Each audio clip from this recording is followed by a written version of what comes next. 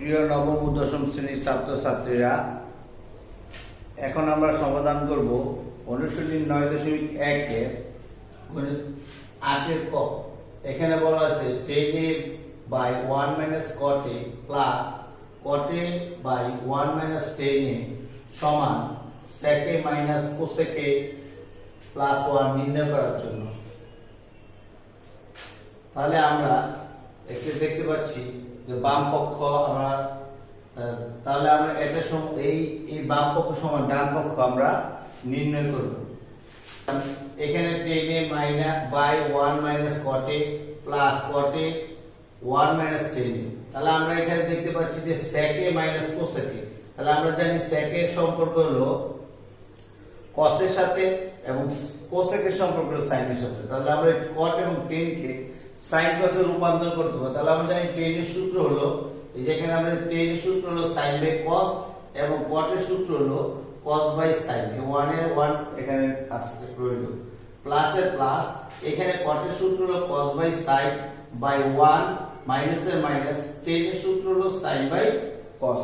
তাহলে উপরে sin by cos রইল। আমরা যদি 1 মাইনাস cos by sin কে লসাগু করি তাহলে নিচে হয় sin।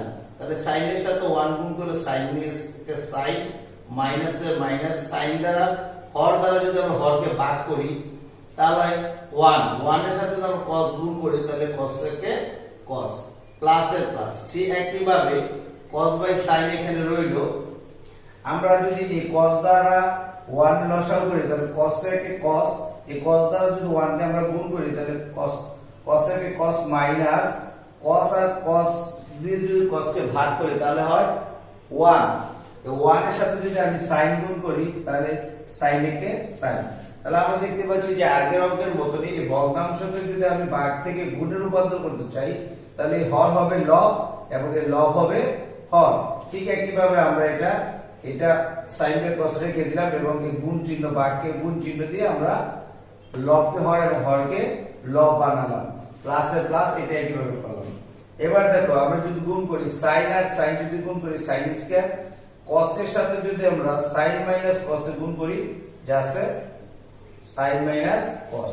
আবার এখানে cos আর cos যদি গুণ করি cos স্কয়ার, sin এ sin আর cos মাইনাস যা গুণ করি তাহলে আমরা লিখব sin এ। এখানে sin মাইনাস cos লেখার কারণ হলো যেহেতু আমরা এখানে sin মাইনাস cos আছে সুতরাং এটাকে মেলানোর জন্য এই sin আমরা কমন নিলাম। তাহলে মাইনাস এর sin হলো প্লাস এর sin আর প্লাস এর cos হলো মাইনাস এর cos। তাহলে আমরা এখানে পরবর্তী লাইনে প্লাস এর মাইনাসে আমরা কি করব, মাইনাসে রূপান্তর করব। এবার আমরা এই হর আর এই হর যদি আমরা লসাগু করি তাহলে এখানে cos এ আছে cos এ নামালাম, এখানে sin এ আছে sin এ নামালাম। তাহলে এখানে আছে sin মাইনাস cos এ, এখানে আছে sin এ মাইনাস cos এ। তাহলে দুইটা থেকে আমরা একটা নিলাম। এবার দেখো যদি cos এ আর cos এ আমরা এই সংখ্যাটা দিয়ে এটাকে ভাগ করি, মানে হর দ্বারা হরকে ভাগ করতে হয় নিয়ম। তাহলে cos এ আর cos এ কাটা 1 মাইনাস sin এ 1 মাইনাস sin যদি বাদ যায় থাকে কত sin এ। এই sin এর সাথে যদি আমরা sin স্কয়ার গুণ করি তাহলে হয় sin কিউব মাইনাস এর মাইনাস। আবার এই হর দ্বারা যদি আমরা এই হরকে ভাগ করি তাহলে থাকে কি শুধু cos এ।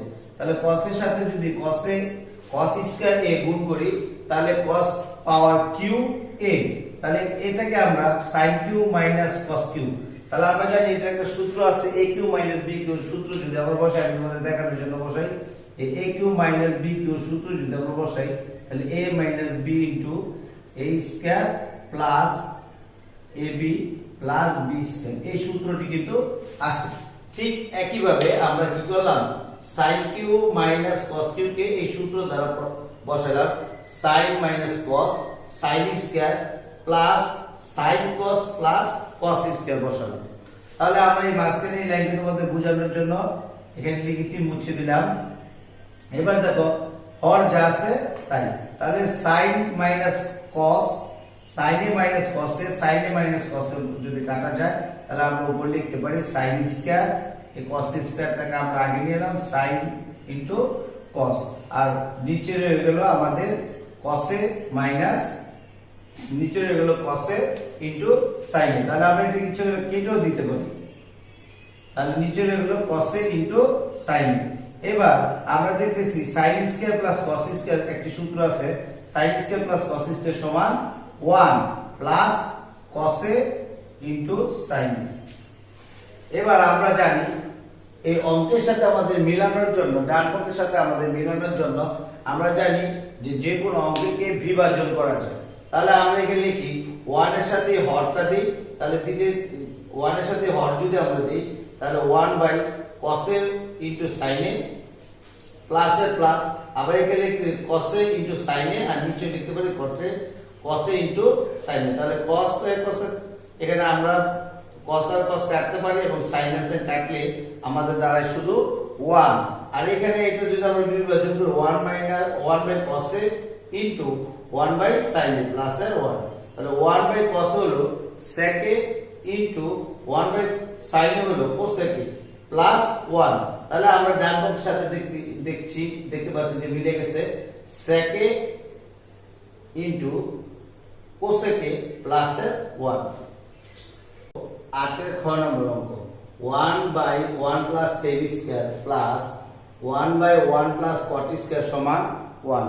তাহলে আমরা বাম পক্ষে লিখলাম 1 by 1 plus tan square plus 1 by 1 plus cot square. তাহলে আমাদের এটাকে কি করতে হবে, 1 এ রূপান্তর করতে হবে। তাহলে আমরা যদি এখানে লিখি, আমরা জানি যে 1 প্লাস tan স্কয়ার সূত্র হলো 1 প্লাস tan এর সাথে sec এর সম্পর্ক, তাহলে 1 প্লাস tan স্কয়ার সূত্র হলো sec square, 1 plus tan square সূত্র হলো sec স্কয়ার প্লাস এর প্লাস, আর 1 বাই cot স্কয়ার সূত্র cot এর সাথে সম্পর্ক cosec এর সম্পর্ক, তাহলে cosec স্কয়ার। তাহলে 1 প্লাস cot স্কয়ার সূত্র হলো cosec স্কয়ার। তাহলে আমরা জানি 1 by sec 1 plus cot square সূত্র হলো cosec স্কয়ার, 1 বাই sec এর সূত্র হলো, আমরা জানি যে এই sec এর সাথে সম্পর্ক হলো cos এর। তাহলে আমরা লিখতে পারি cos স্কয়ার আছে স্কয়ার প্লাস এর প্লাস 1 বাই cosec এর সূত্র হলো sin স্কয়ার আছে এখানে আমরা স্কয়ার দিয়ে দিলাম।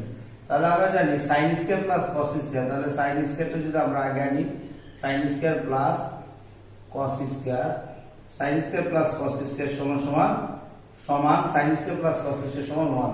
তাহলে 1 হলো ডান পক্ষ। সুতরাং আমরা লিখতে পারি বাম পক্ষ সমান ডান পক্ষ 1। তাহলে আমাদের এখানে তোমরা খেয়াল করো যে কয়টি সূত্র হলো, 1 প্লাস tan স্কয়ার সূত্র হলো sec square, 1 plus cot square সূত্র হলো cosec স্কয়ার, আবার 1 বাই sec এর সূত্র হলো cos প্লাস এর প্লাস 1 বাই cosec এর সূত্র হলো sin, এবং sin square plus cos square সমান 1। তাহলে আমি আগেই বলেছি যে সূত্র ছাড়া এই অধ্যায়ের অঙ্ক করা একদমই সম্ভব নয়। সুতরাং আমাদের সবার প্রথম যে কাজটি করতে হবে, খুব সহজভাবে আমাদের সূত্রগুলো মনে রাখতে হবে।